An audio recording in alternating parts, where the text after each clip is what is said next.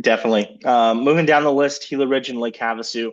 I actually think this is going to be probably the most contentious game of the week. I mean, Lake Havasu is a 4A powerhouse that has had a lot of experience over these past couple of years. I mean, they even knocked out Yuma Catholic from the playoffs 2 or 3 seasons ago. Um, I think Gila Ridge is a truly talented team, but I think it's going to take a little bit of time for them to really get their breath and their momentum and their identity figured out this year. I have Lake Havasu winning this one 21-17 in a dogfight at NAU. I think this is probably the best game played this week.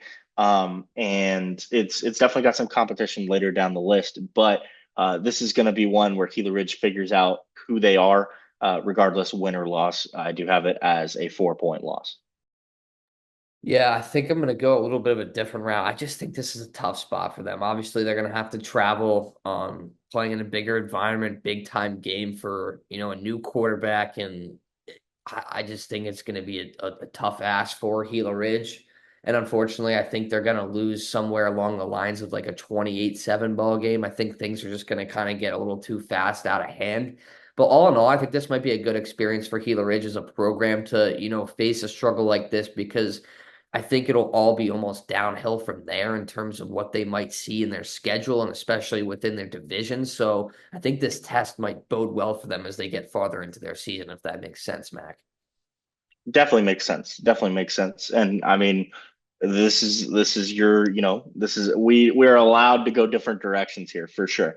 And I'm glad that we didn't necessarily agree on the first three ones all the way. So moving on to Maryvale and Kofa on the road in Phoenix. I think this is still a loss for Kofa, but I think it's a major learning lesson. I'm going to say this is probably a little bit similar to their season opener last year.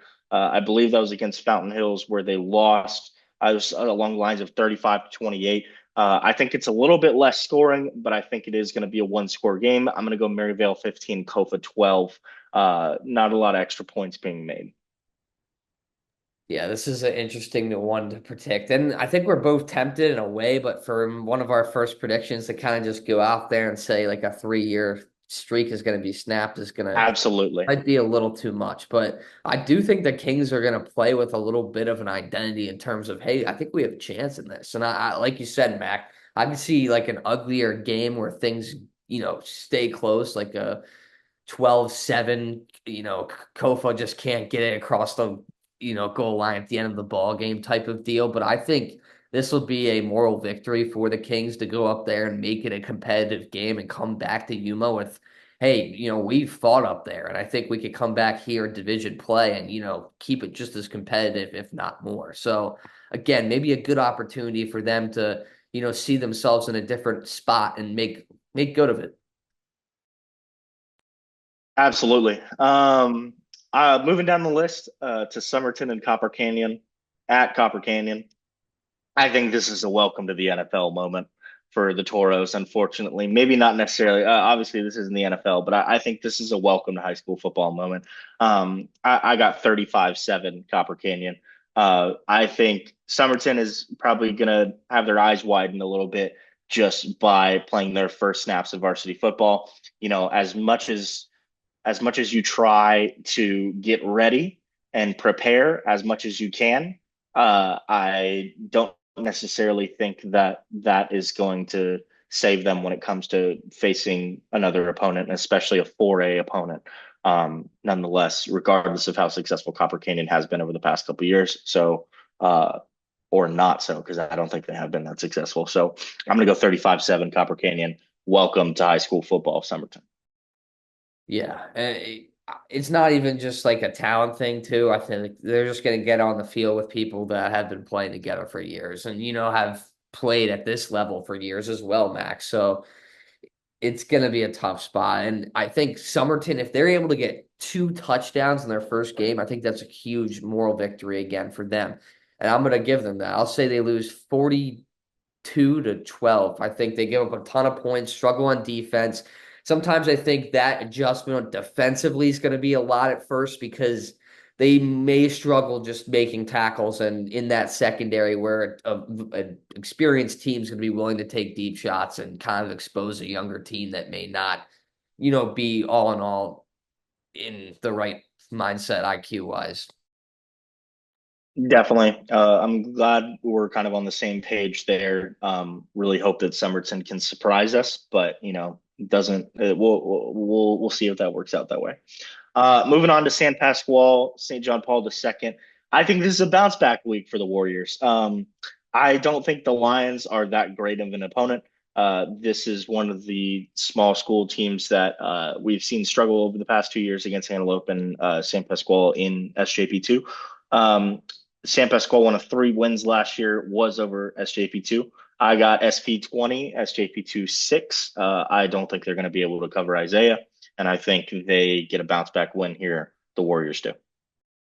Yeah, it's interesting then that SP was able to beat them last year. I think that first game emotionally was a lot for SP to kind of just swallow in terms of, coming in with all this momentum and, all this confidence and whatnot. And they were right there and had a chance to be 1-0 coming into this game, potentially putting them in a spot to have 2 wins at week 3.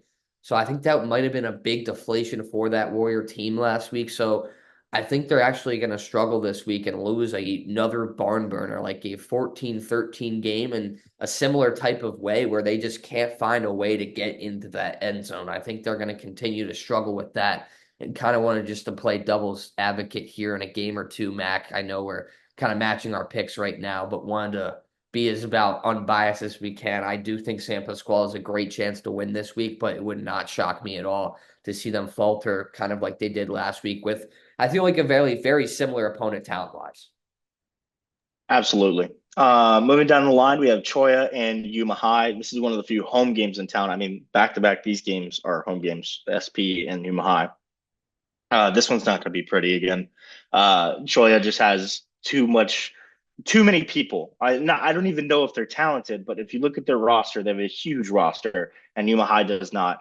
Um, I think no matter how hard Yuma High tries in this one, they're just going to be tired and outgunned. I don't know what their conditioning program has looked like. I don't know how much they've done, but I don't think this is going to turn out well in terms of bodies and endurance. I think Choya takes this one 33-13.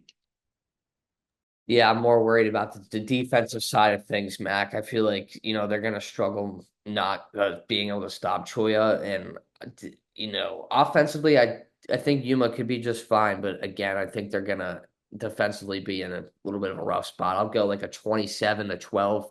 They're going to fight a little bit, scrap and claw at the end of the game. But again, a tough spot for the Crims in week 1. Yep, going with the same pick there. And then finally, I would say this is the other contender for game of the week. The first 5A tests for Yuma Catholic. Catholic at Notre Dame Prep in Scottsdale. Notre Dame Prep, I mean, kind of high school football royalty in Scottsdale in a certain way. But I was looking at their roster. They lost a ton of seniors and most of their playmakers. So Notre Dame Prep has a lot to prove. Catholic still has a lot to prove in this division, but I think they bring back more talent. And I think that they're, feeling confident and strong with Coach Smith at the helm. I'm going to go YC 28, Notre Dame Prep 14 in a high performance game in Scottsdale. Yeah, I agree. This is not an unfamiliar territory for Yuma Catholic to have to travel to that area to have to go play an opponent like that either because they've their state playoff and recent success in the last couple of years. So I think they're going to be more than ready for this moment. Indeed, I think they're going to be fired up. And like Max said, I think they're going to come out on top. So I'm going 25-21 YC and a little bit of a, back and forth clash. I think the Shamrocks come out on top in a really close battle, but it should be a fun week 1. Absolutely. Couldn't agree more, Sam. And I mean, that wraps up our predictions. That wraps up our power rankings. Pretty much the end of our week 1 episode here. Thank you guys so much for joining us. We're really looking forward to doing this more often and bringing you a product that you guys can enjoy with football. So thank you so much. We appreciate your time and your listening.